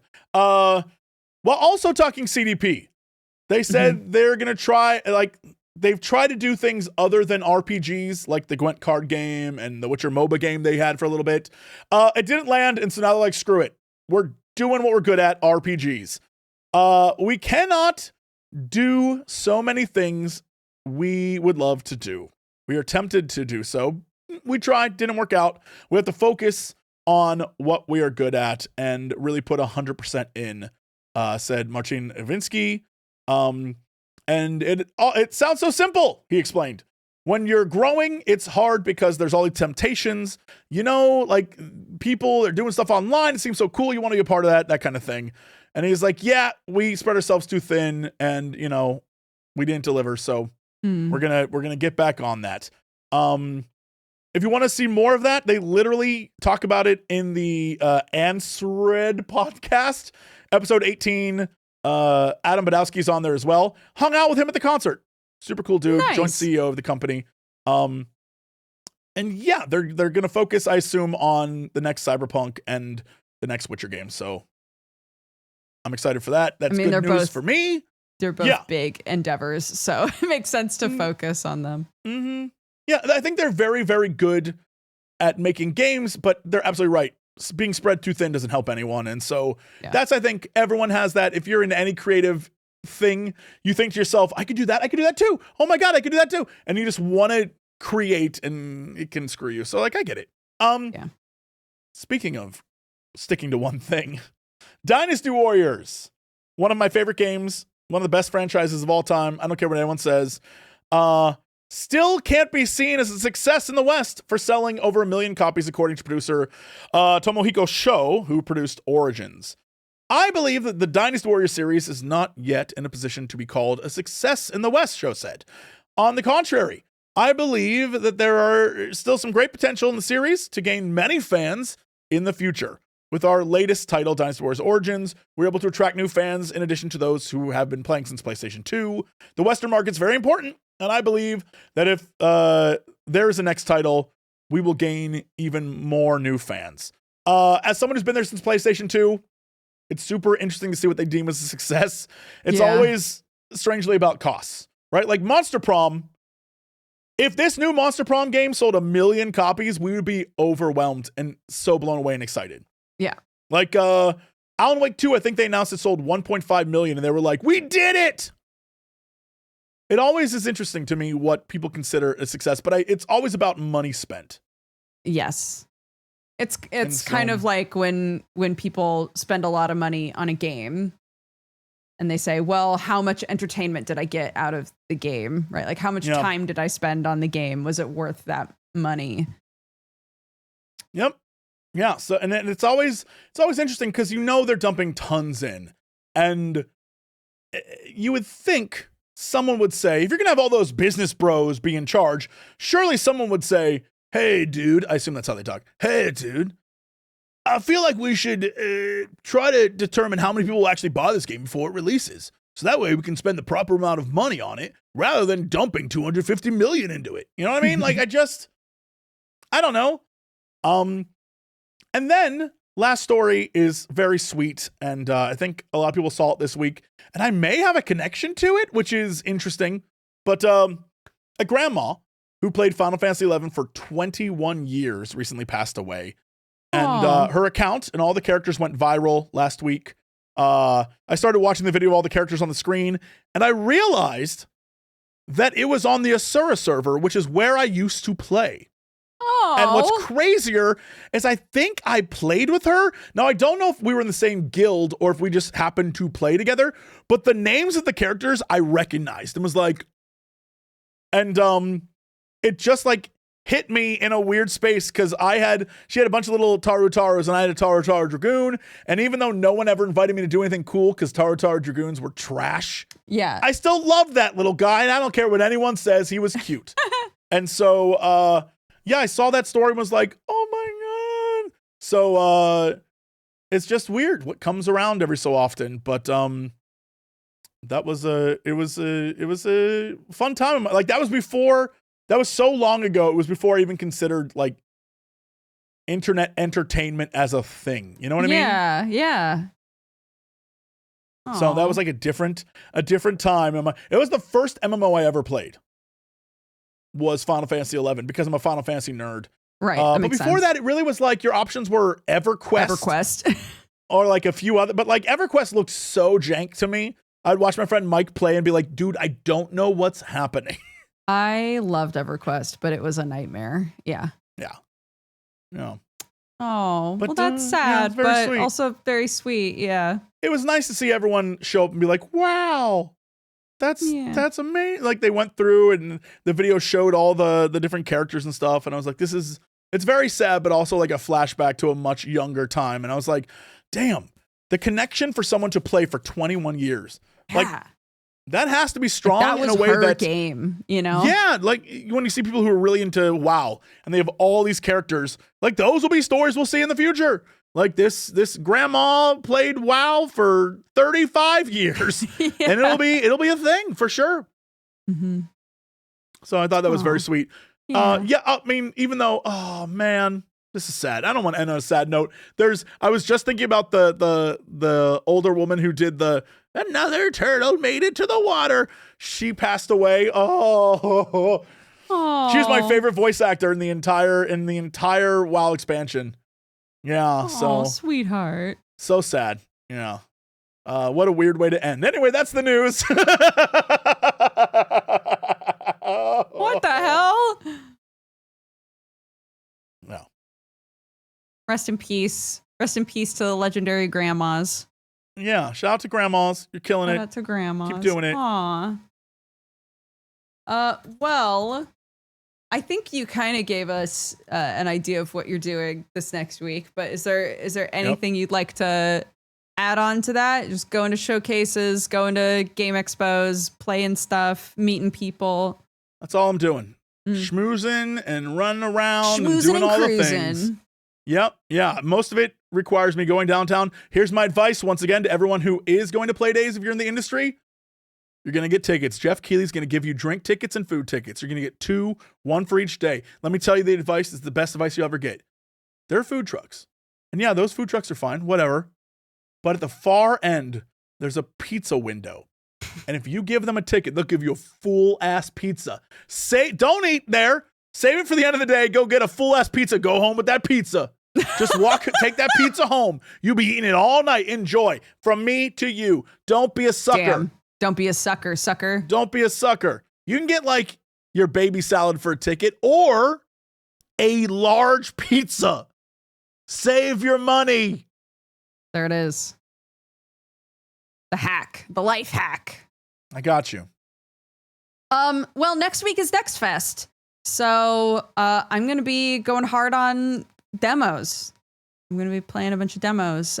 We typically, on our Discord, we have a little forum inside of the Discord that'll be a thread where people can link to games that they would like to see us cover during Next Fest. So if you'd like to contribute to that, or if people post a game that you're interested in and you want to be like, I second this. This game looks really cool, etc. It's cool. My mods set it up. Shout out to my mods. It's a really cool system. It's made it really nice to figure out what to download and play throughout the week. So we'll be doing that. Hopefully finishing House of Asses because I can't anymore. That game has taken so many twists and turns, man. There have been so many twists and turns. That's the Cinemax 2 a.m. version. The House of Asses, yeah. Yeah. Yeah, it's been good. But other than that, I'm just doing my thing. So Hell yeah. Thanks so much for watching, everybody. If this is like your first time watching Geekenders and you're like, I liked this, I would like to watch more of these. Guess what? You can watch all of them on youtube.com/Jesse Cox. You can also listen to us on the podcasty things. However, audio only might be missing some goofs. Just keep that in mind. We do visual gags often. Keep it in mind. We're so visual. We're entertainers. We're just actors, man. We can't be confined by the auditory means. So if you're listening and you're like, wow, they haven't said anything in a full 10 seconds, what's going on there? We were probably mugging at each other. You just have to use your imagination a bit more. With that said, we do go through the extra step of editing out any long silences just because of that. So if you're listening and you don't hear any silences, whoa, that's production value. We shrink it down so that it sounds like we're just having a conversation and not acting out stupidity. Yes. That's good. That's really good. That's value. It's almost like I'm a professional at this and really want all the stuff I put out to be good. I know. And not just crap I threw on the internet. I'm impressed by you. That's good. Thanks. Hey, have a fantastic weekend and week, everybody. We will be back next Friday, maybe with a guest. What? Maybe with a guest? That's crazy. I guess you'll have to show up on Friday to find out. So long, everyone. Take care. Bye-bye. Bye. Yeah, you know what time it is. It's time for the Geekenders podcast. MegaRan, Jesse and Dodger, what up? Let's go. Yo, it's the weekend. Yeah, it's time to geek out. Let it begin. Go on, stream and shout. It's Jesse and Dodger, so give them a follow and see what the Geekenders are all about. Yo, it's the weekend. Yeah, it's time to geek out. Let it begin. Go on, stream and shout. It's Jesse and Dodger, so give them a follow. #1 geek podcast, without a doubt. Yo, another end of another long week. Got a job and a kid, I know that you all beat. So take a second, grab a drink and vibe while we catch you up in just a matter of time. On gaming, comics, whatever you're doing. If you're nerdy like us, then you know you should tune in. Thank you for sharing our world with us. Now follow, subscribe, and turn this up. Yo, it's the weekend. Yeah, it's time to geek out. Let it begin. Go on, stream and shout. It's Jesse and Dodger, so give them a follow. #1 geek podcast, without a doubt.